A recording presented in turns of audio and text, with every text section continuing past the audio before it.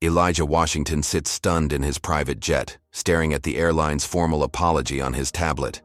6 hours ago, he'd been publicly humiliated and forced to vacate his business class seat. Now, as CEO of Washington Enterprises, he holds termination notices for the entire flight crew in his other hand.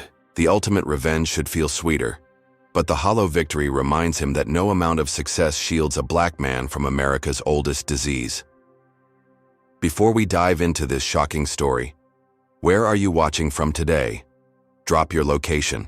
In the comments below, hit that like button and subscribe to witness how one moment of discrimination led to a corporate earthquake that changed an entire airline industry. Now let's rewind to see how Elijah Washington rose to power before this fateful flight. Growing up in the unforgiving streets of Southside Chicago, Elijah Washington understood from an early age that the world operated on different rules for people who looked like him. His mother, Patricia, a devoted high school teacher, drilled into him the mantra that would shape his existence: you must be twice as good to get half as far. His father, James, who worked 3 jobs to keep their modest apartment warm and food on the table, showed him what relentless work ethic truly meant. By age 12, Elijah was already exceptional. While other kids played basketball after school, he built primitive computer systems from discarded parts he collected from neighborhood electronics shops. His bedroom transformed into a laboratory of innovation, wires sprawling across the floor like urban vines, seeking technological sunlight. Patricia would stand in his doorway, both concerned and proud as her son worked late into the night, his young face illuminated by monitor light. "Mom, one day I'm going to build something that changes everything," he would tell her, eyes never leaving his screen. "I believe you," she would answer. "Just remember to change yourself for the better along the way." Those early lessons in resilience paid off. Elijah graduated valedictorian from his high school, earning a full scholarship to MIT, where he double majored in electrical engineering and business administration. College presented new challenges. In lecture halls filled with privileged students, Elijah often found himself the only black face in a sea of white. Professors occasionally mistook him for custodial staff or asked him if he was in the right classroom. Each slight hardened his resolve. During his junior year, Elijah developed a revolutionary algorithm that dramatically improved telecommunications efficiency. His thesis advisor recognized its potential immediately and encouraged him to patent the technology.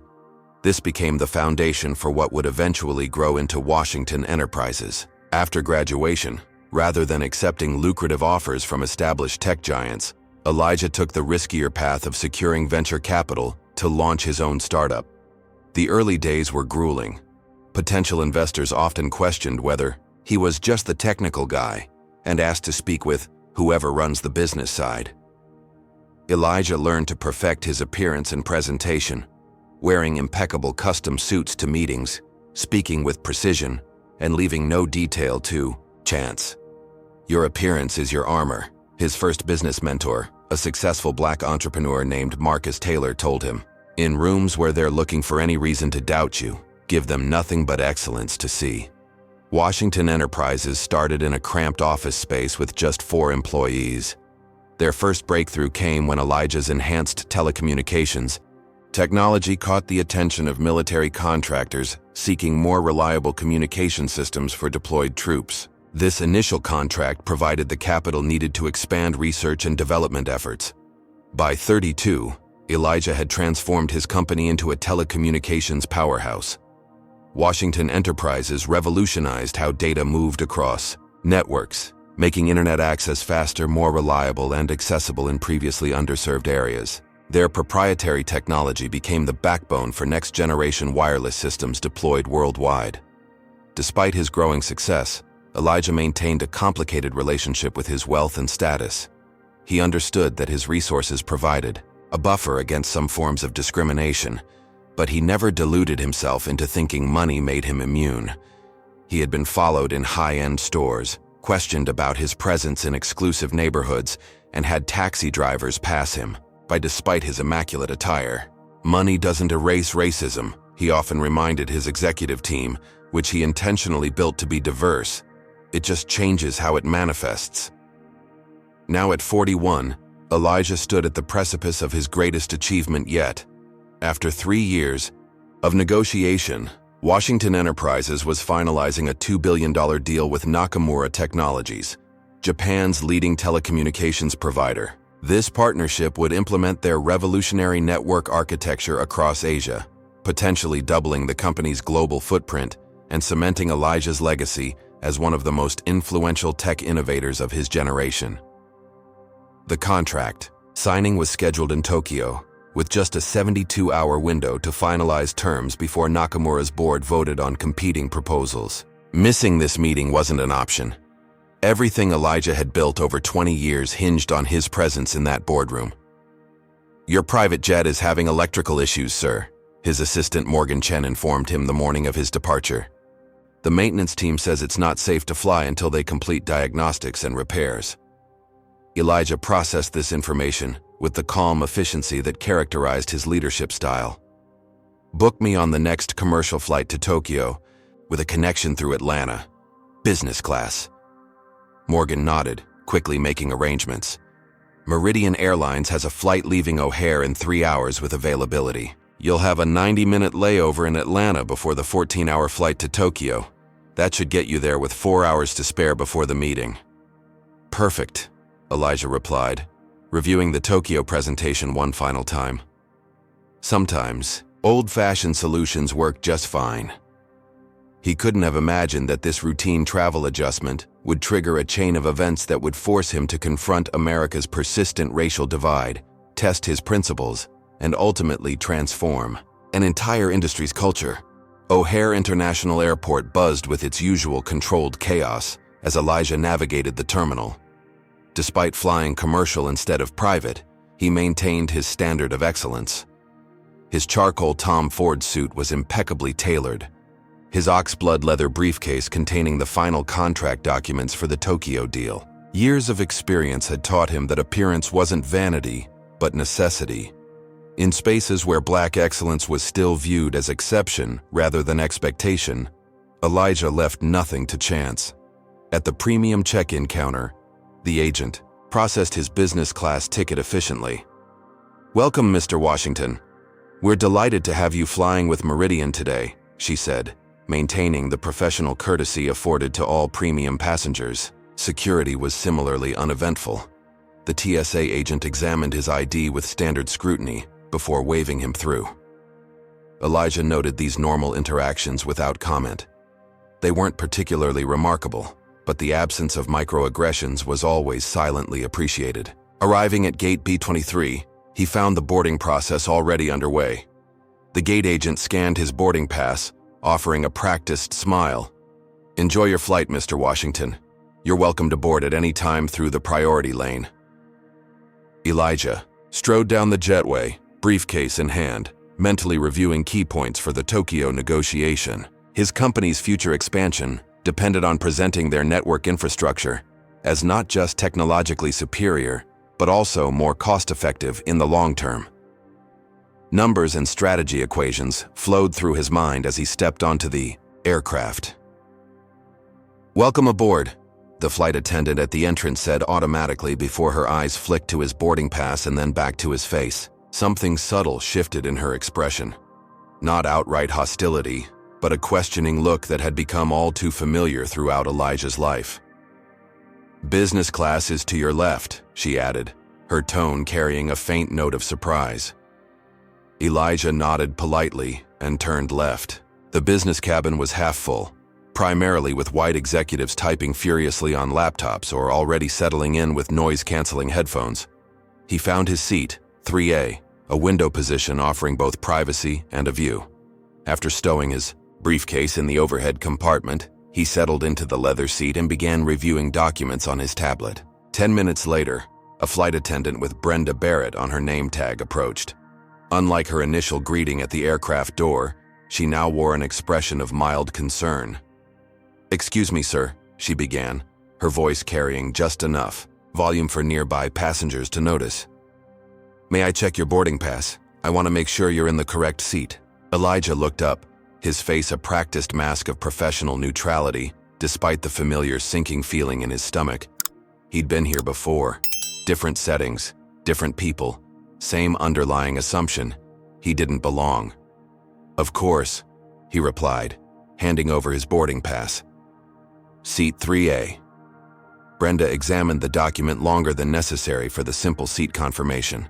"This does show 3A, she acknowledged, though her tone suggested an unspoken, however. Elijah returned to his tablet, considering the matter resolved.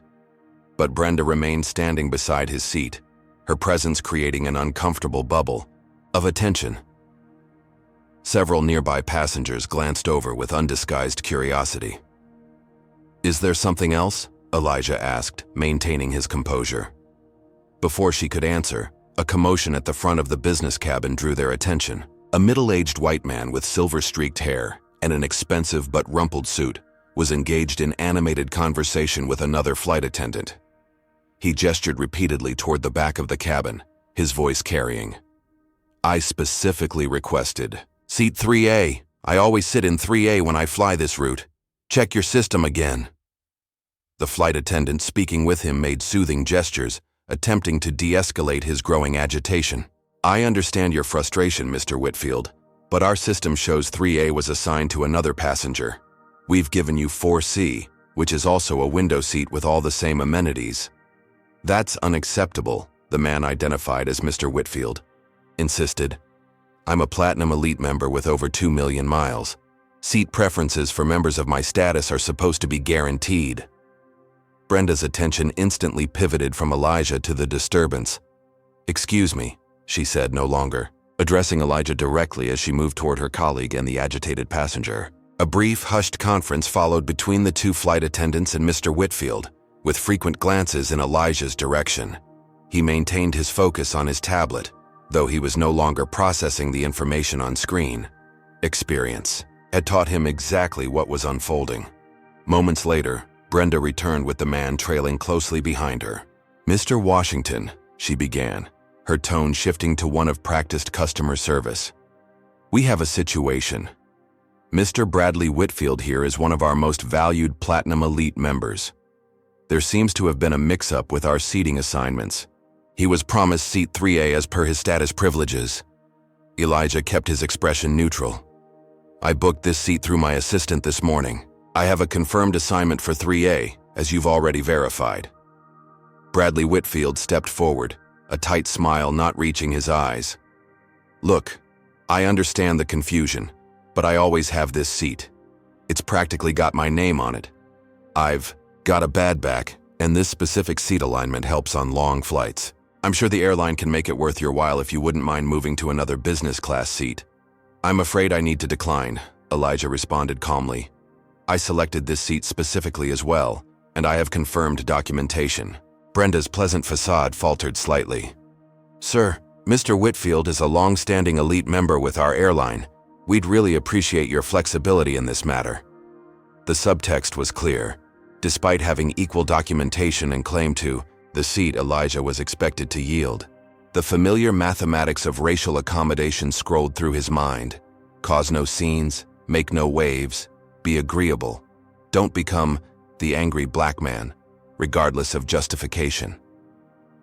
"I understand loyalty programs are important," Elijah replied, "but I also have a confirmed assignment for this specific seat. Perhaps Mr. Whitfield could be offered compensation for taking the alternate seat that's been assigned to him." Bradley's face tightened. "This is ridiculous. I have never had this problem before." "I don't see why this is becoming an issue," Elijah said.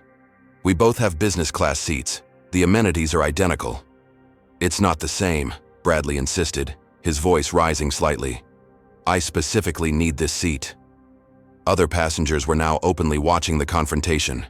Some appeared uncomfortable. Others seemed to side with Bradley based on their expressions. A few had phones partially raised, recognizing the potential for a situation worth recording. "Is there a problem here?" A new voice entered the conversation. A man with captain stripes on his shoulders had appeared beside the group. "Captain Richards," Brenda said with evident relief. "We have a seating conflict. Mr. Whitfield, one of our Platinum members, was promised his usual seat 3A, but it was assigned to another passenger during today's booking. The captain turned to assess the situation, his eyes moving between Bradley Whitfield and Elijah Washington. "I see. And who had the seat first?" "Mr. Whitfield always sits in this seat," Brenda replied quickly. "He's one of our most valued customers." Elijah noticed she had neatly sidestepped the actual question of who had been assigned the seat first. "My boarding pass confirms my assignment to 3A, Elijah stated calmly. "I'm happy to show you the confirmation." Captain Preston Richards barely glanced at the offered documentation. "While I understand you have a current assignment, Mr. Washington," Elijah supplied. "Mr. Washington, the issue is that our elite members have certain expectations and privileges. Mr. Whitfield has been loyal to Meridian for many years." "So have I," Elijah noted, though he typically flew private. The captain's expression hardened slightly. "Look, we're already running 15 minutes behind schedule. We need to resolve this quickly to avoid further delays affecting all passengers. Would you be willing to relocate to another seat as a courtesy? It would be greatly appreciated." The implication was clear. Elijah was being positioned as the problem, the obstacle to the flight's timely departure. Dozens of eyes now focused on him, waiting to see if he would be reasonable or difficult. "I understand the time pressure," Elijah said, "but I don't understand why I'm being asked to move when I have valid documentation for this seat.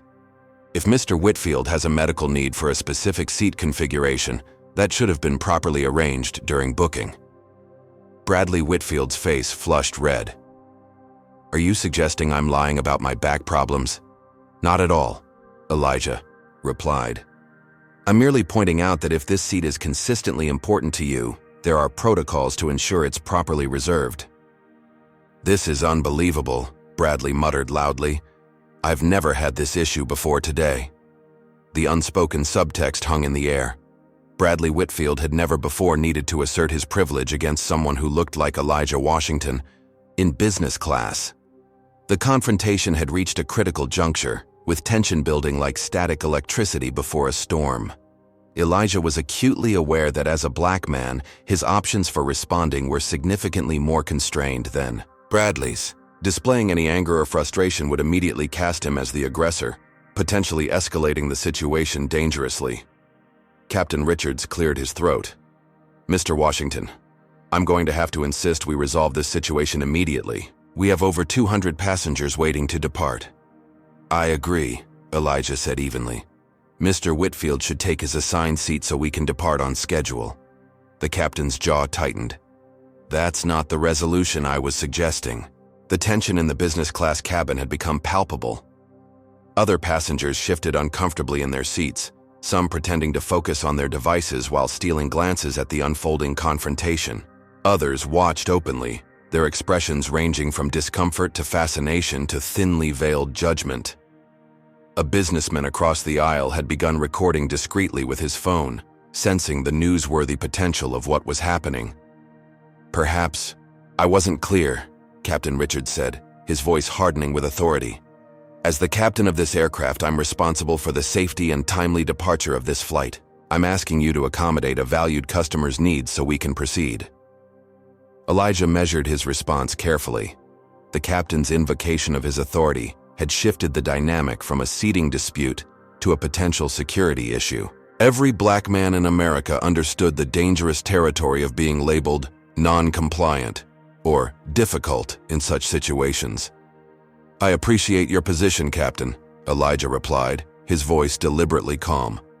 "However, I purchased a business class ticket with this specific seat assignment, which was confirmed when I boarded. I'm not being difficult.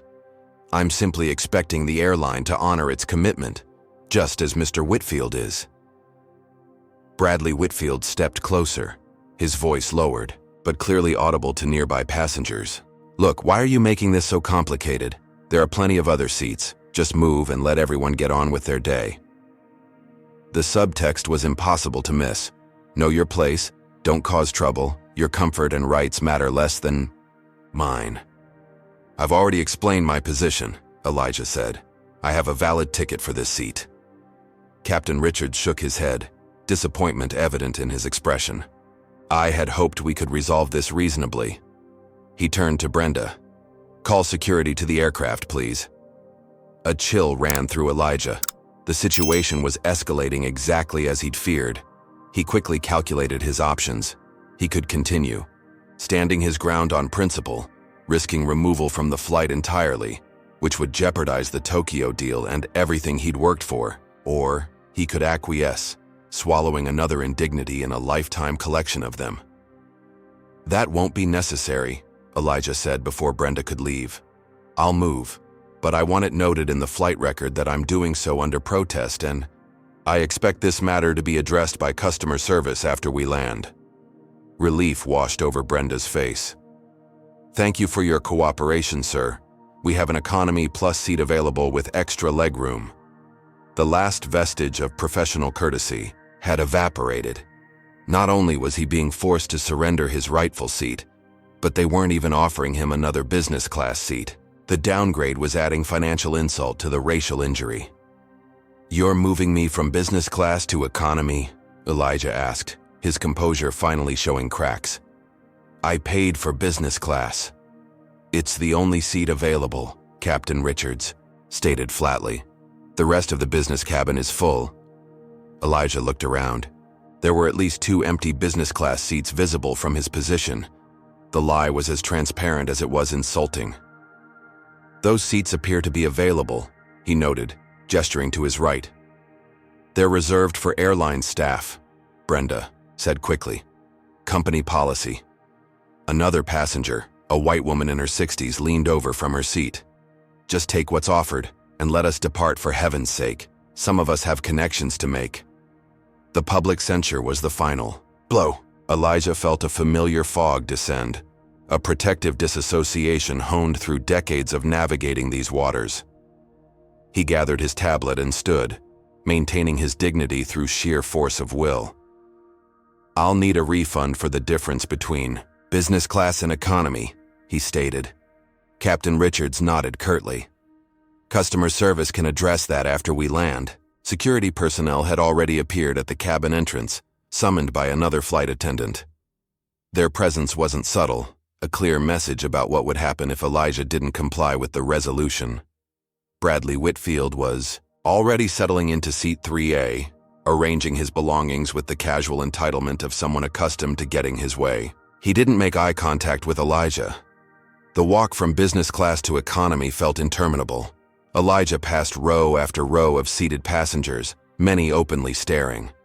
Some expressions held sympathy, others smug satisfaction, most simply the relief of bystanders glad they weren't involved. Your seat is 23F, Brenda informed him, pointing toward the window in a crowded middle section. Elijah stowed his briefcase and settled into the significantly narrower seat. The contrast was stark, from spacious privacy to being sandwiched between strangers, from legroom to knees pressed against the seat in front, from respectful service to barely concealed contempt. As he adjusted to his new accommodations, young black woman in the aisle seat caught his eye. She'd been watching the entire procession with a mixture of outrage and recognition. That was some straight-up bull, she whispered, once Brenda had departed. I saw what happened. I can't believe they did that to you. Elijah appreciated her solidarity, but maintained his professional facade. These things happen. They shouldn't, she replied firmly. I'm Amara Johnson, by the way. I'm an attorney. Elijah Washington. Recognition flickered in her eyes. Wait, Washington Enterprises? That Washington? He nodded slightly, unsurprised. She recognized his name. His company's rise had been featured in numerous business publications, though he generally avoided personal publicity. I recorded most of what happened, Amara said, holding up her phone discreetly. With your permission, of course, I won't share it, but you should have documentation. Elijah considered her offer. Thank you. That might be useful. The captain's voice came over the intercom, thanking everyone for their patience during the seating adjustment and announcing their imminent departure. No apology, no acknowledgement of the injustice, just the mechanical continuation of business as usual. As the plane taxied toward the runway, Elijah stared out the small window, his reflection ghosted against the tarmac backdrop. The familiar weight of racial reality settled on his shoulders. No matter his accomplishments, his wealth, his education, his contributions to technology and society. In moments like these, he was still just a black man expected to give up his seat without complaint. Have you ever been in a situation where you were treated unfairly despite having every right to be there? Comment number 1 if you've experienced discrimination like Elijah, and hit the like button to support those who stand up for themselves in impossible situations. Subscribe to see what happens next, because sometimes the most powerful revenge isn't loud and angry. It's calculated and devastating. Will Elijah just accept this humiliation, or does he have something much bigger planned? Let's find out. As the aircraft reached cruising altitude, Elijah's mind shifted from the sting of humiliation to strategic analysis. Throughout his career, he had transformed obstacles into opportunities, prejudice into power. This situation would be no different. The business deal in Tokyo remained his priority, but now a secondary objective had formed with crystal clarity. He pulled out his tablet and opened a secure messaging application.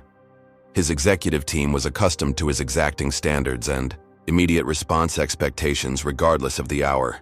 His first message went to Zoe Michaels, his chief legal counsel. Experienced discriminatory treatment on Meridian Airlines Flight 1283. Business class seat taken, downgraded to economy despite valid ticket. Need immediate research on Meridian's parent company, ownership structure, board composition, and any history of discrimination complaints. Within minutes, Zoe replied. On it. Preliminary info. Meridian is owned by Transglobal Aviation Group. Public company, traded on NYSE. Will have full profile within the hour. Elijah then contacted Marcus Wilson, his chief financial officer. Need immediate analysis of our investment portfolio. Do we hold any positions in Transglobal Aviation Group or subsidiaries? Marcus's response came quickly. Checking now. Give me 10 minutes. Beside him, Amara Johnson had been watching his focused typing with interest. Not just letting this go, are you? She said quietly. I never just let things go, Elijah replied, keeping his voice low. That's not how change happens. Amara nodded, in understanding. I specialize in employment and discrimination law.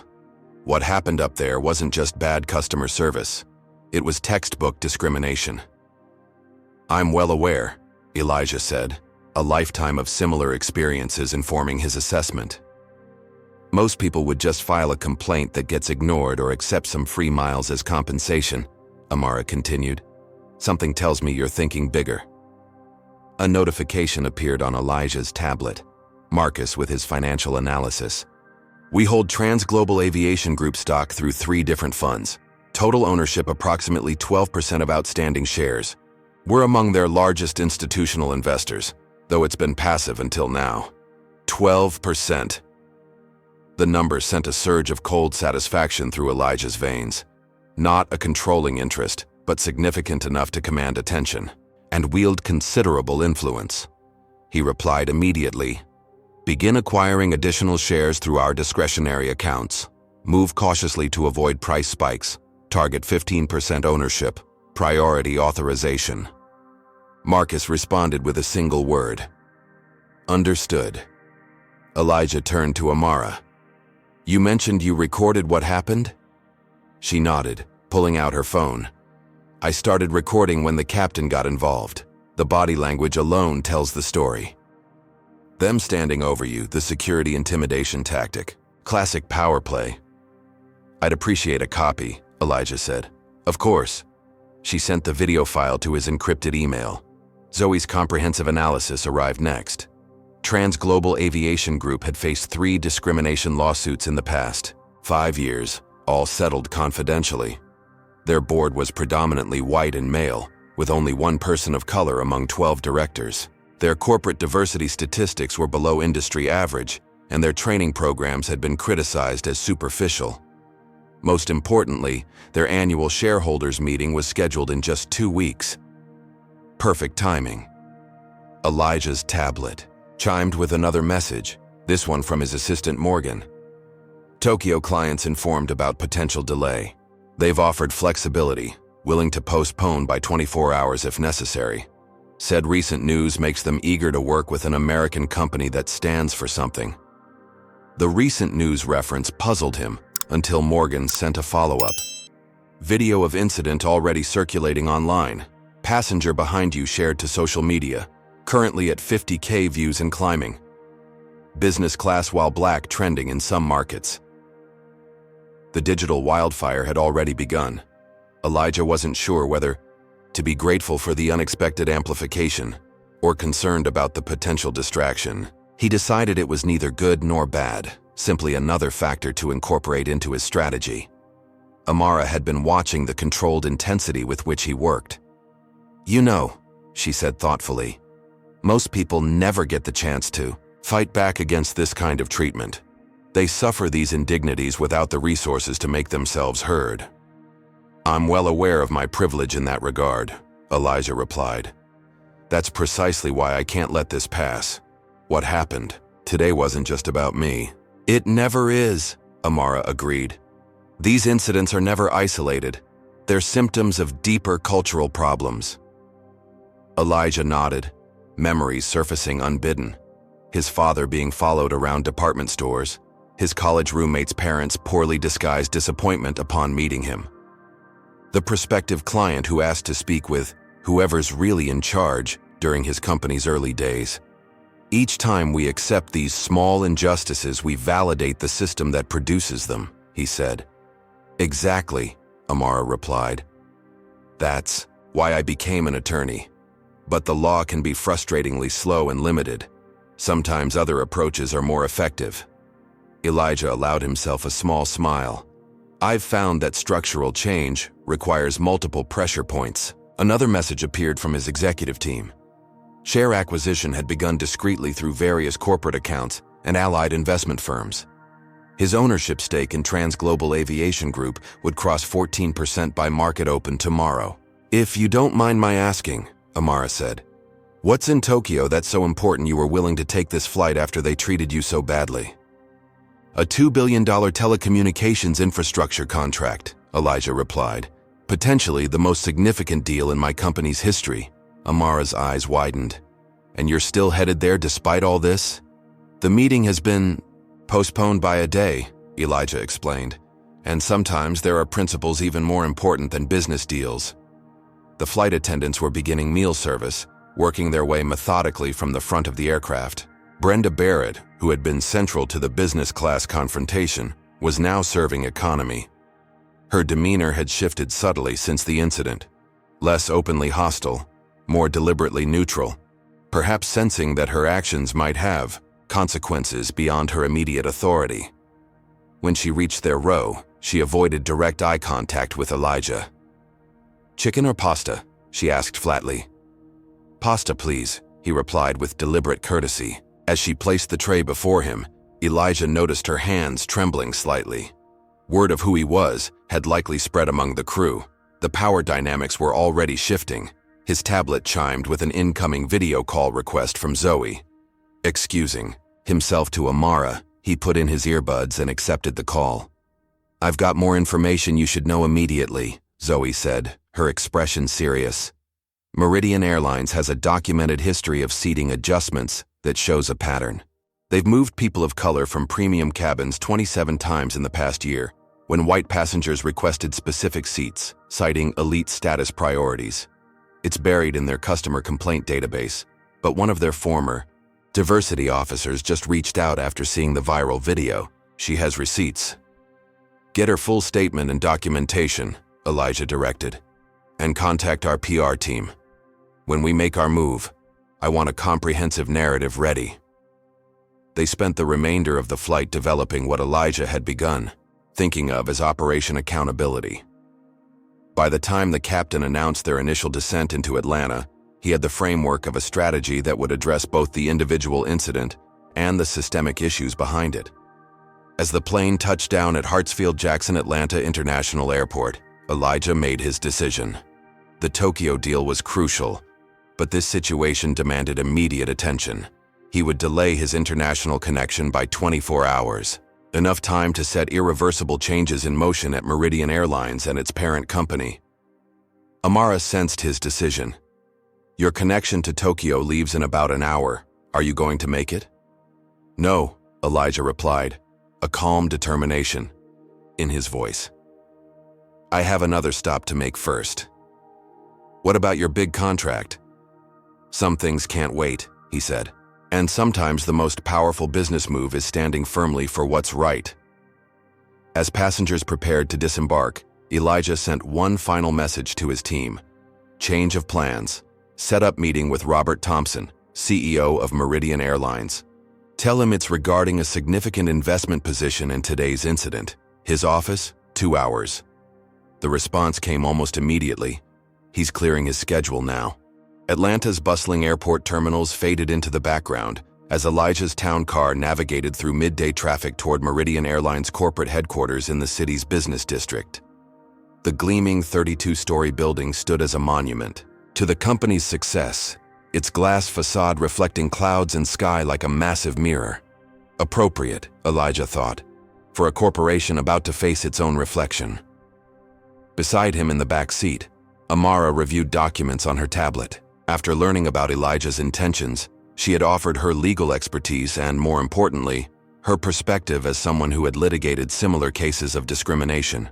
Elijah had accepted immediately, recognizing the value of her specialized knowledge. Their legal exposure is significant, she noted, scrolling through employment data Zoe had compiled. The pattern of seat readjustments disproportionately affecting passengers of color would be compelling in court, especially combined with their below-average diversity metrics. Court is time-consuming and gives them control of the narrative. Through delays in confidential settlements, Elijah replied, I prefer more immediate accountability. His phone rang. Marcus Wilson with a financial update. Elijah put the call on speaker. We've secured an additional 2.8% of Transglobal Aviation Group stock, Marcus reported. Combined with our existing holdings, we now control approximately 14.8% of the company. We're officially their largest single shareholder. Perfect timing, Elijah replied. Has there been any market reaction? Minimal so far. We acquired through multiple channels to avoid triggering disclosure requirements. However, social media attention to the incident is growing exponentially. The video has over 2 million views. Transglobal's stock may face pressure when markets open tomorrow if this continues escalating. Keep our position steady for now. No further acquisitions until after my meeting. As the call ended, Elijah's phone immediately signaled another incoming call. This one from Robert Thompson, CEO of Meridian Airlines. Mr. Washington, Thompson began, his voice carrying the practiced smoothness of a corporate executive accustomed to managing crises. I want to personally apologize for your experience on our flight today. It was completely unacceptable and inconsistent with our company values. I assure you we're conducting a thorough investigation. Save the prepared statement, Mr. Thompson, Elijah replied calmly. I'll be at your office in 20 minutes. We'll discuss specifics then. Of course, Thompson answered, a hint of unease creeping into his tone. But I want to assure you that we take these matters very seriously. We're prepared to offer compensation for the inconvenience and… This isn't about compensation, Elijah interrupted. This is about systemic issues requiring systemic solutions. I'm now your company's largest shareholder, and I have questions that will require substantive answers. A moment of stunned silence followed. I wasn't aware of your investment position, Thompson finally managed. There's a lot you're not aware of, Mr. Thompson. We'll address that soon. Elijah ended the call and turned to Amara. Corporate leaders respond to two things: public embarrassment and financial pressure. Today, they'll experience both. The executive floor of Meridian Airlines headquarters exuded corporate prosperity. Italian marble floors stretched beneath recessed lighting, while glass-walled conference rooms displayed sweeping views of Atlanta's skyline. Elijah and Amara were escorted through this monument to success by a visibly nervous executive assistant, whose darting glances between them and her phone suggested urgent communications were flying behind the scenes. They were shown into the largest conference room, where Robert Thompson already waited, flanked by what appeared to be his crisis management team, the airline's chief legal officer, head of customer experience, and Director of Corporate Communications, judging by their expressions and attire. "Mr. Washington," Thompson greeted, extending his hand with a practiced smile that didn't reach his eyes. "Thank you for coming. As I mentioned on the phone, we deeply regret the experience you had on our flight today." Elijah accepted the handshake with cool professionalism. "I appreciate your making time on short notice, Mr. Thompson. This is Amara Johnson, attorney specializing in discrimination law, who witnessed the incident." Thompson's expression flickered at the word discrimination, but he maintained his corporate composure. "Please have a seat. I've assembled our leadership team to address your concerns directly. I want to assure you that what happened doesn't reflect our company values." "Actually," Elijah replied, remaining standing, "I'd prefer to wait for the others before we begin." Thompson's brow furrowed in confusion. "Others?"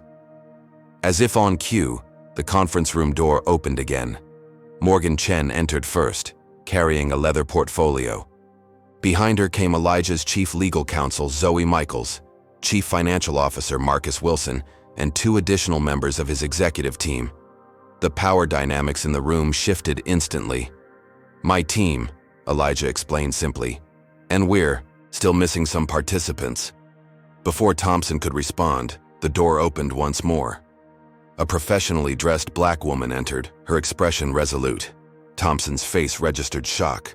"Denise, what are you doing here?" "Hello, Robert," she replied coolly. "Mr. Washington thought my perspective as your former diversity officer might be valuable to this discussion." "This is highly irregular," Thompson protested, his corporate veneer cracking. "Denise Rogers left our company over 8 months ago. She signed confidentiality agreements." "Which protect proprietary business information," Denise clarified, "not discriminatory practices. I reported and documented before my abrupt reassignment to an office with no responsibilities." The temperature in the room seemed to drop several degrees. Elijah's team methodically unpacked laptops and tablets, arranging themselves around one half of the conference table with the practiced efficiency of executives accustomed to high-stakes meetings. "One final participant," Elijah announced as his tablet chimed. He accepted the video call, and the wall-mounted screen came to life, displaying the face of an older white man with stern features. "Mr. Harrison Scott, chairman of Transglobal Aviation Group's board of directors, has agreed to join us remotely." The blood drained from Thompson's face. "You contacted our parent company's board chair without going through proper channels?" "As the largest individual shareholder in Transglobal Aviation Group, I have certain prerogatives," Elijah stated calmly.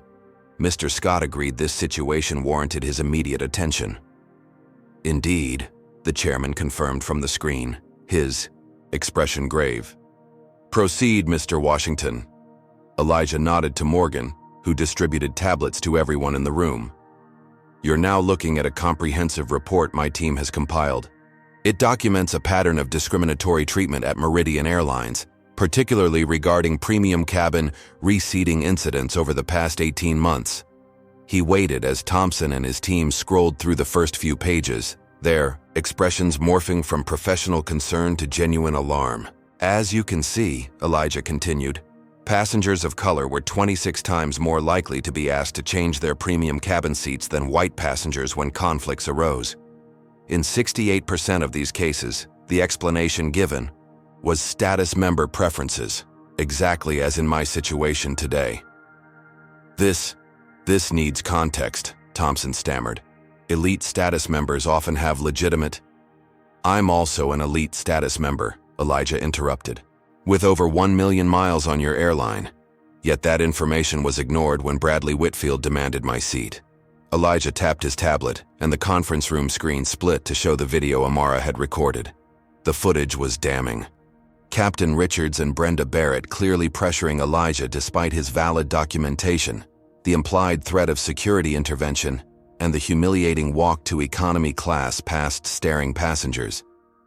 "This isn't an isolated incident," Elijah continued as the video played. "It's a reflection of corporate culture, which brings us to Mr. Whitfield." Another tap brought up the man's profile.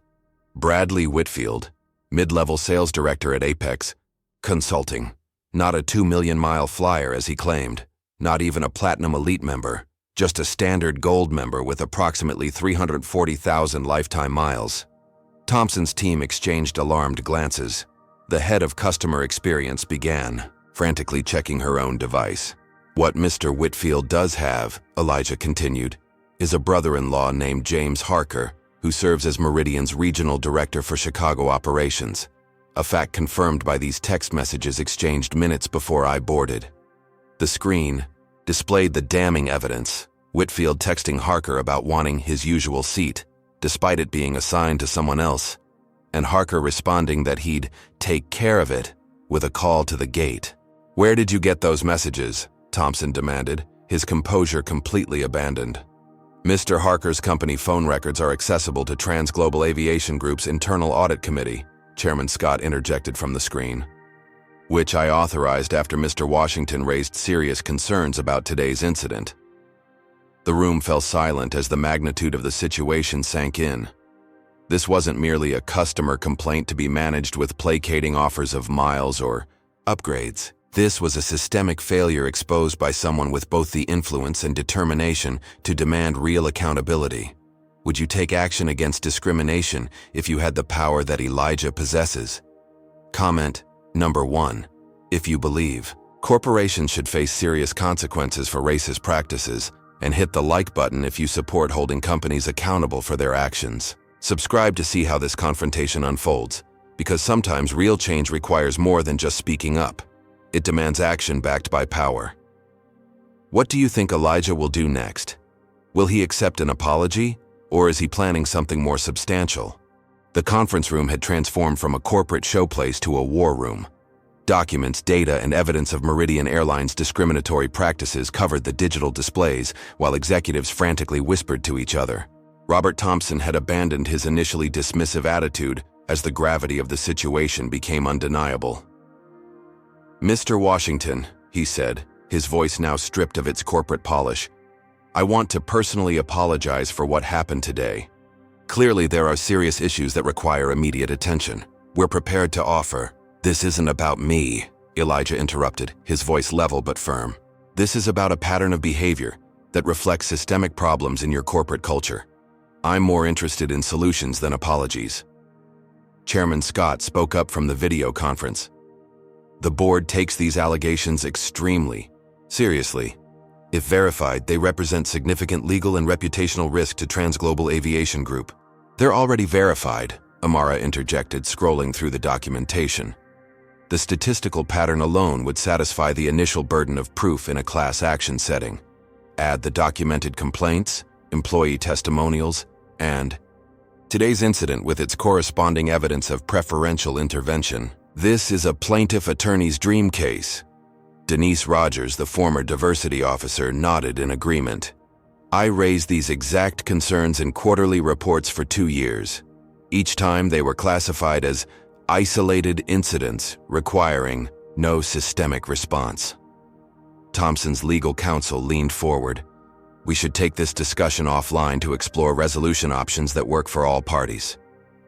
Translation: "They want to buy your silence," Amara whispered to Elijah, though loudly enough for others to hear. Elijah checked the time on his watch, a subtle reminder of the Tokyo meeting still awaiting him.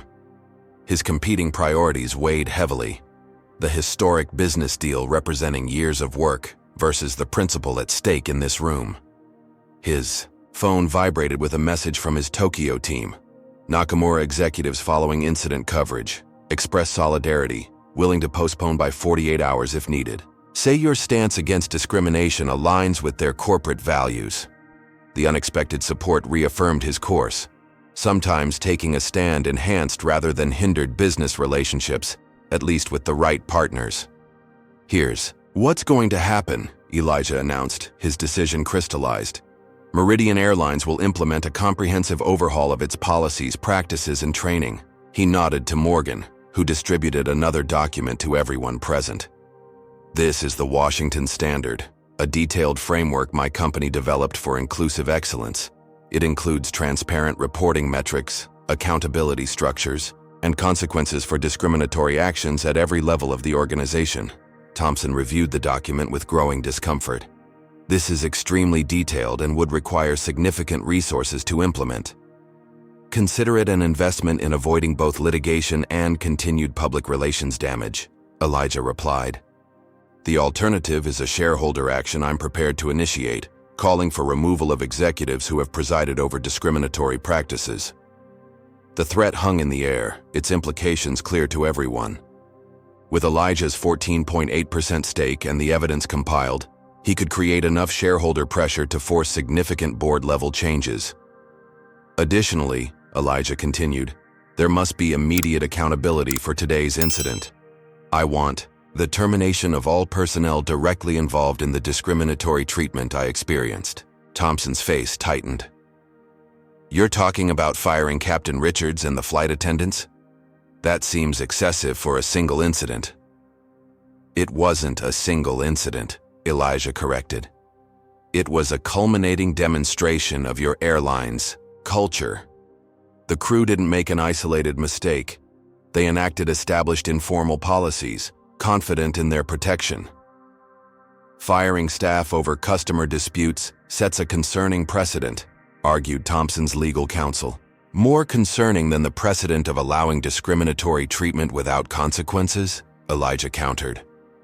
My walk through that plane past dozens of staring passengers wasn't just humiliating for me. It sent a message to everyone watching. About whose comfort and dignity your company values. Chairman Scott cleared his throat from the video screen. Mr. Thompson, I believe Mr. Washington's concerns merit serious consideration. The evidence presented suggests liability exposure that could impact shareholder value significantly. Thompson recognized the shifting winds. When the board chairman started talking about shareholder value, resistance became futile. We can implement the policy changes and diversity initiatives, he conceded. But terminating staff without a formal investigation process would create labor issues with our unions. You seemed quite comfortable with summary judgment when it involved removing me from my rightful seat, Elijah observed. But I understand process matters. You have 24 hours to complete your investigation and take appropriate action. He stood, signaling the meeting's conclusion. My team will remain in Atlanta to oversee implementation details. I have a business meeting in Tokyo that can't be delayed further. Thompson appeared momentarily relieved by this concession. Of course, we'll ensure everything is handled according to your... One more thing, Elijah interrupted. I want to personally deliver the news to the crew involved. They should understand that actions have consequences, especially when those actions reinforce discriminatory systems. The request was unprecedented, but Thompson was in no position to refuse. I'll have them report to headquarters tomorrow morning. As the meeting disbanded, Chairman Scott requested a private word with Elijah. When others had filed out, leaving just Elijah and Zoe with the video conference, the chairman spoke candidly. That was impressively handled, Mr. Washington. Few people would have approached this situation with such strategic thinking. Thank you, Mr. Scott. But this isn't about impressing anyone. It's about changing systems that damage people every day. Indeed. And speaking of systems, our board has been discussing the need for greater diversity in our leadership. Your background in both technology and inclusive business practices is exactly what Transglobal Aviation Group needs. Would you consider a board position? The offer was strategically timed, a way to potentially convert an adversary into an ally. Elijah recognized the move for what it was. I appreciate the offer, Mr. Scott, but genuine change requires more than adding a single black face to your board. Implement the Washington standards across all your subsidiaries and we can revisit this conversation in a year. Actions first, then alignment. After the call ended, Zoe gave Elijah an appraising look. You turned down a board seat that most executives would kill for. Some changes can only happen from the outside, Elijah replied. Besides, I have a company to run and a deal to close in Tokyo. Speaking of which, Zoe said, checking her watch, your private jet is fueled and waiting. The maintenance issues have been resolved. As they walked toward the elevator, Amara approached from where she'd been speaking with Denise Rogers. So, that's it? You're off to Tokyo while your team handles the details? Not quite, Elijah replied. There's one more thing I need to do personally tomorrow morning. Would you be willing to join me?" "The meeting with the flight crew?" Amara asked, understanding immediately. "Absolutely. Some conversations need witnesses who understand the full context." "Exactly," Elijah confirmed. "Some lessons need to be delivered in person." Morning light streamed through the tall windows of Meridian Airlines' executive conference room, creating an atmosphere that contrasted sharply with the tension inside. Elijah sat at the head of the table reviewing documents while Amara arranged recording equipment, a precaution they'd agreed was necessary given the sensitivity of the upcoming confrontation. "They're here," Morgan announced, entering the room after coordinating with building security. "All four of them, as requested." Elijah nodded, straightening the folders before him. "Send them in, please." The door opened to reveal the 4 airline employees central to yesterday's incident. Captain Preston Richards, his first officer Kevin Barnett, flight attendant Brenda Barrett, and customer service manager Daniel Winters. Their expressions ranged from confusion to apprehension as they entered the unfamiliar executive space. None of them had been told why they were summoned to headquarters, only that their presence was mandatory. The shock on their faces when they recognized Elijah was immediate and visceral. Captain Richards recovered first, his jaw tightening as he assessed the situation. "Please take a seat," Elijah instructed, gesturing to the chairs arranged opposite him. They complied silently, exchanging uncertain glances. Brenda Barrett's hands trembled slightly as she pulled out her chair. "I believe introductions are in order," Elijah began once they were seated. "I'm Elijah Washington, CEO of Washington Enterprises, and as of yesterday, the largest individual shareholder in Trans Global Aviation Group, your parent company." He gestured to Amara beside him. "This is Amara Johnson, attorney specializing in civil rights and discrimination law, who witnessed yesterday's incident." The blood drained from Captain Richards's face. First Officer Barnett shifted uncomfortably, while Brenda stared fixedly at the table surface. Only Daniel Winters maintained eye contact, though his expression had hardened defensively. "You may be wondering why you're here," Elijah continued. "Yesterday, on Flight 1283 from Chicago to Atlanta, I was subjected to discriminatory treatment that violated company policy, federal aviation regulations, and possibly civil rights laws. Today, we're addressing the consequences." "Sir," Captain Richards interjected, his tone clipped but professional.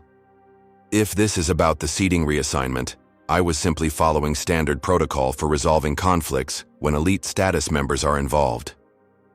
"Were you?" Elijah asked, opening the first folder. "Because according to Meridian's own policy manual, section 12.4, confirmed seat assignments may only be changed in cases of aircraft equipment modifications, safety considerations, or operational necessity." "Which of those applied yesterday?" Richards shifted uncomfortably. "It's not always that straightforward in practical operations. We make judgment calls to minimize disruption and ensure on-time departure." "A judgment call," Elijah repeated. "Let's examine that judgment." He opened another folder. "Bradley Whitfield, the passenger you gave my seat to, is not a 2-million-mile flyer as he claimed. His actual status is gold, not platinum elite. He has approximately 340,000 lifetime miles with your airline. I, on the other hand, have over 1 million miles despite primarily flying private." The revelation clearly surprised the crew members. First Officer Barnett looked particularly uncomfortable with this new information. "Furthermore," Elijah continued, "Mr. Whitfield has a family connection to your regional director in Chicago, who texted instructions to give him preferential treatment regardless of confirmed assignments. Were you aware of that arrangement, Captain Richards?" I was told there was a VIP situation requiring special handling," Richards admitted, his composure beginning to crack. "The gate agent relayed instructions from regional management." "So you prioritized an unofficial request over official policy," Elijah noted. "But let's set aside the procedural violations for a moment and address the more serious issue." He slid another document across the table, a statistical analysis of reseating incidents over the past 2 years. Meridian Airlines has moved passengers of color from premium cabins to accommodate white passengers 27 times in the past year alone. 0 incidents occurred in the reverse scenario. This pattern suggests bias that goes beyond individual judgment calls. Brenda Barrett finally spoke, her voice tight with defensive energy. That's not fair. We don't consider race when handling seating issues. We focus on membership status and customer satisfaction. Yet the outcomes consistently disadvantage one racial group, Amara interjected. The legal standard doesn't require conscious bias, only disparate impact. We're just following directions, Daniel Winters argued. If there's a system problem, that's a corporate issue, not something line staff should be held accountable for. Interesting perspective, Elijah replied. The Nuremberg defense, just following orders. History hasn't looked kindly on that reasoning. The comparison clearly disturbed the younger crew members, though Captain Richards' expression hardened further. This is completely out of proportion, he insisted. We're talking about a seating assignment, not war crimes. It was one incident among thousands of flights. For you, perhaps, Elijah said, his voice lowering slightly. For me, it was another. Reminder that regardless of my accomplishments, my education, my contributions to society, some people will always see my skin color first and my humanity second. The room fell silent, the weight of his words sinking in. You had options yesterday, Elijah continued. You could have verified both passengers' status. You could have offered Mr. Whitfield an equivalent business class seat instead of attempting to downgrade me to economy. You could have addressed the situation without security personnel creating a spectacle that humiliated me in front of an entire aircraft. He looked each crew member in the eye. Every choice you made reinforced the message that my dignity was less valuable than Mr. Whitfield's convenience. Brenda Barrett's composure finally broke. We never intended. I didn't think about it that way. That's precisely the problem, Amara noted. Not thinking about how your actions impact people different from yourself is a privilege many don't have. First Officer Barnett leaned forward. Mr. Washington, I want to apologize. I should have spoken up yesterday when I saw how the situation was being handled. I was uncomfortable with it, but deferred to the captain's authority. Captain Richards shot him a look of betrayal before turning back to Elijah. I understand you're upset, and perhaps we could have handled things differently, but this feels like an excessive response to what was essentially a customer service issue. That characterization is exactly why we're here today, Elijah replied. Your inability to recognize discrimination even when confronted with clear evidence of it makes you unsuitable for a position of authority over diverse passengers and crew. He opened a final folder and removed 4 identical documents. After reviewing the evidence, including video footage, witness statements, and pattern analysis, Meridian Airlines has terminated your employment, effective immediately. The shock was palpable as he slid a termination notice to each crew member. Captain Richards stared at the document in disbelief. You can't be serious, he said. 22 years of service ended over one passenger complaint? This will never stand with the pilots' union. It's not one complaint, Elijah corrected. It's documentation of your role in perpetuating a discriminatory system. The union has already received the complete evidence package, including your previous incidents with similar patterns. They've declined to contest these terminations. Daniel Winters stood abruptly. This is your personal vendetta. You're using your money and influence to punish us because you can. No, Elijah replied, calmly. I'm using my position to ensure accountability that would likely be denied to someone without my resources. That's the difference. The average person facing discrimination on your aircraft has no recourse, no voice powerful enough to overcome institutional protection of problematic behavior. He stood as well, signaling the meeting's conclusion. Your airline's HR representatives are waiting outside to process your exit. They'll explain your final pay arrangements and the terms of your separation. Brenda Barrett was crying quietly now, the full weight of consequences finally sinking in. My career is over. Your career with Meridian is over, Elijah clarified. Whether this becomes a learning experience that shapes your future growth or a bitter ending depends entirely on you. First Officer Barnett gathered his termination paperwork with resigned acceptance. For what it's worth, Mr. Washington, I think this wake-up call was necessary. Not just for us, but for the whole industry. Captain Richards was the last to stand, his face flushed with a volatile mixture of anger and humiliation. You've made a powerful enemy today. No, Elijah replied evenly. I've removed an obstacle to progress. There's a difference. As they filed out of the room, Amara stopped the recording and turned to Elijah. That was intense. How are you feeling? Like this is just the beginning, he replied, checking the time. My plane leaves for Tokyo in 2 hours. The contract signing is tomorrow morning. Will you make it? Elijah nodded. The deal is too important to miss. But so was this. Do you think they understood the lesson? Amara asked, glancing toward the door where the former crew members had exited. Some did, Elijah replied. Others didn't. But the message wasn't just for them. The entire airline is watching. Sometimes, change requires visible consequences to be taken seriously. As they gathered their materials, Morgan entered with an update. Sir, the policy implementation team is already working with Meridian's HR department. The Washington standards are being formatted into their training systems now, and the story has gone international. You've been requested for interviews by major networks. Decline politely, Elijah instructed. This wasn't about publicity. Coordinate with our communications team on a simple statement emphasizing systemic change, not individual blame. And the Tokyo deal? Morgan asked. Proceeding. As planned, Elijah confirmed. Sometimes standing on principle creates more opportunities than it costs. As they prepared to leave, Amara extended her hand. It was an honor to witness this, Mr. Washington. Most people never get to see accountability in action. Elijah shook, her hand warmly. The work continues. In fact, Washington Enterprises is expanding our legal department focused on corporate accountability. We could use someone with your expertise if you're ever interested in transitioning from private practice. I might just take you up on that, Amara replied with a smile. It's not often you find a corporation willing to put principles before profit. The two aren't mutually exclusive, Elijah noted as they walked toward the elevator. The most sustainable businesses understand that equity isn't just morally right, it's strategically sound.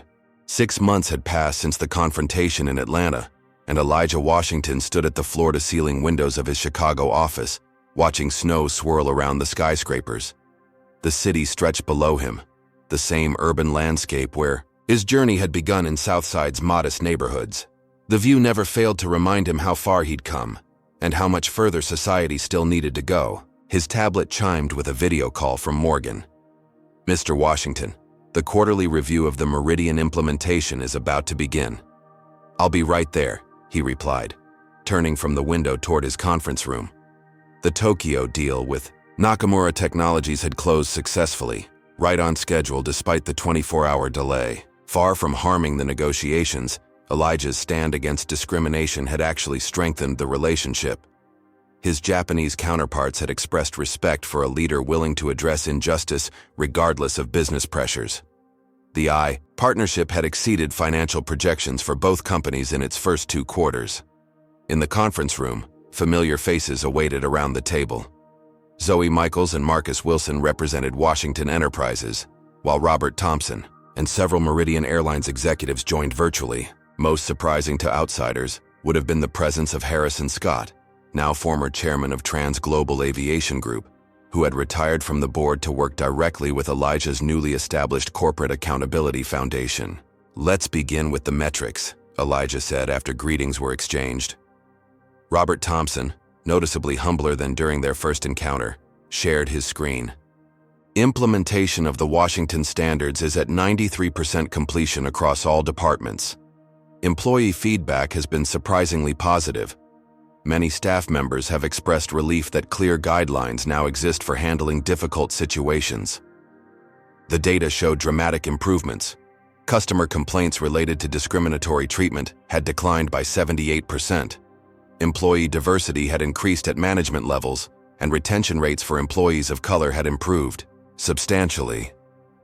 The most significant change has been in our corporate culture, Thompson continued. The standards created a framework for people to address unconscious bias without fear of retaliation. We're seeing employees at all levels intervene when problematic patterns emerge. Harrison Scott nodded approvingly. Similar implementations are underway at 12 other trans-global subsidiaries. The shareholder response has been overwhelmingly positive. Our stock is up 22% since adoption of the standards, outperforming industry averages by 17 points. Financial performance matters, Elijah acknowledged. But the human impact is our true metric of success. How are we tracking passenger experiences? Thompson shared the next slide. We've instituted anonymous demographic monitoring of premium cabin service quality. The satisfaction gap between white passengers and passengers of color has narrowed from 29 points to just 3. Nearly statistical parity. And what happened to the flight crew members? Harrison asked the question that still generated public curiosity. Thompson exchanged glances with his HR director before responding. They've taken different paths. Captain Richards retired from aviation entirely. He declined interviews but released a statement denying any discriminatory intent while acknowledging operational misjudgments. First Officer Barnett completed our new training program as a volunteer and now works for a regional carrier in the Southwest. He's become an advocate for industry reform, sharing his experience as a cautionary tale at industry conferences. Brenda Barrett took the termination hardest initially, Thompson continued. However, she recently participated in a documentary about unconscious bias in customer service industries. She's been remarkably forthright about her own blind spots and growth process. And Daniel Winters? Elijah asked. Still bitter, according to his social media, Thompson admitted. He's working for a cargo airline and occasionally posts complaints about cancel culture in the passenger airline industry. Elijah wasn't surprised by these varied outcomes. Accountability created opportunity for growth, but couldn't force people to embrace it. That personal choice remained with each individual. The meeting continued with discussion of next phase improvements, but Elijah's thoughts briefly drifted to Amara Johnson. She had indeed joined Washington Enterprises, heading their new corporate accountability division that helped other companies implement similar standards. Her legal expertise combined with lived experience made her uniquely qualified to guide organizational transformation. After the meeting concluded, Elijah's next appointment arrived, a documentary crew filming Challenging the Status Quo, a series about corporate responsibility. While he generally avoided publicity, this project aligned with his mission of normalizing accountability. Mr. Washington, the interviewer began once cameras were rolling, 6 months ago, you transformed a personal discriminatory experience into systemic change at one of America's largest airlines. What motivated you to pursue corporate accountability rather than accepting the usual apology and compensation? Justice isn't achieved through private settlements, Elijah replied. True change requires transparent accountability and structural reform. My position gave me leverage most people lack when facing discrimination. I felt responsible to use that advantage not just for personal redress, but to create pathways for lasting change. The Washington standards are now being adopted by companies across multiple industries, the interviewer noted. Did you anticipate this broader impact? Businesses respond to proven models, Elijah explained. We demonstrated that inclusivity isn't just morally right, it's financially sound. Companies implementing these standards have seen increased innovation, improved customer satisfaction, and stronger market performance. Excellence and equity aren't competing values, they're complementary. The interview continued, covering the foundation Elijah had established to help minority professionals navigate corporate discrimination. Already, it had supported 28 cases similar to his own, creating precedents for accountability across industries. Later that afternoon, Elijah boarded a Meridian Airlines flight to a technology conference in San Francisco. It was his first time flying the carrier since the incident, a choice he made deliberately to observe their transformed operations firsthand. The difference was immediate and noticeable. The check-in staff and gate agents maintained consistent professional courtesy with all passengers. The flight crew exhibited the natural warmth that comes from genuine training rather than performative compliance. Most telling was the diverse composition of the crew itself, including a black female captain who exemplified the pipeline development initiatives implemented under the Washington standards. As Elijah settled into his business class seat, 3A, by coincidence or perhaps intentional symmetry, he noticed a young black boy around 12 years old being escorted to a business class seat across the aisle. The child was traveling alone, his wide eyes taking in the premium cabin with unconcealed wonder. The flight attendant helping him showed genuine care, explaining the seat features with patience and warmth. "First time in business class?" she asked kindly. The boy nodded, a mixture of excitement and nervousness on his face. "Well, you're going to love it," she assured him. "You deserve all the best service we can offer." Those simple words, "you deserve," resonated with Elijah. How different might his own journey have been if he'd heard them more often as a child? If the world had consistently reinforced his worthiness rather than questioning his belonging? As the aircraft climbed above the clouds, Elijah reflected on the true measure of success. It wasn't the billions his company had generated or the technological innovations they'd pioneered. Success was creating a world where that young boy across the aisle wouldn't have to fight the same battles, where his presence in premium spaces wouldn't be questioned, where his dignity would be assumed rather than earned. The flight attendant approached with a pre-departure beverage. "Mr. Washington," she said, recognition in her eyes. "It's an honor to have you on board. The changes you initiated have transformed our workplace." "Thank you," he replied. "But the real test is consistency, ensuring every passenger receives the same respect regardless of who's watching." She nodded with understanding. "That's exactly what our new training emphasizes. Dignity isn't a special service, it's the baseline everyone deserves." As the plane leveled at cruising altitude, Elijah turned his attention to preparation for the upcoming conference. But part of his awareness remained on the young boy across the aisle, who represented both the reason for his stand 6 months ago and the hope for a more equitable future. True success, Elijah reflected, wasn't measured in personal wealth or individual victories. It was measured in systems changed, barriers removed, and opportunities created for those who would follow. It was the quiet satisfaction of knowing that his stand against discrimination had created ripples that would continue expanding long after today's flight landed. Elijah Washington's journey teaches us that true power lies not just in wealth or position, but in the courage to use your influence for meaningful change. When faced with discrimination, he could have accepted compensation and moved on.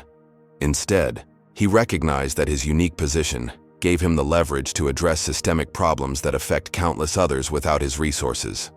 The story reminds us that accountability matters. Organizations don't change through apologies and diversity statements alone. They change when there are real consequences for perpetuating harmful practices. By holding both individuals and systems responsible, Elijah created transformation that extended far beyond his personal experience. Perhaps most importantly, we learn that standing on principle isn't just morally right, it's often strategically advantageous. By refusing to compromise his dignity, Elijah actually strengthened his business relationships with partners who respected his integrity. His story challenges the false choice between doing what's right and doing what's profitable, showing how the two can powerfully align. What injustice would you confront if you had Elijah's resources? Have you witnessed discrimination that went unchallenged because the victim lacked power to demand accountability? Share your thoughts in the comments below and hit that like button. If you believe we all have a responsibility to use whatever influence we have to create a more equitable world, subscribe to hear more stories of everyday heroes standing against injustice, and share this video with someone who needs to understand that their voice matters. Thank you for joining me today. Remember that true change begins when we refuse to accept the unacceptable, regardless of personal cost.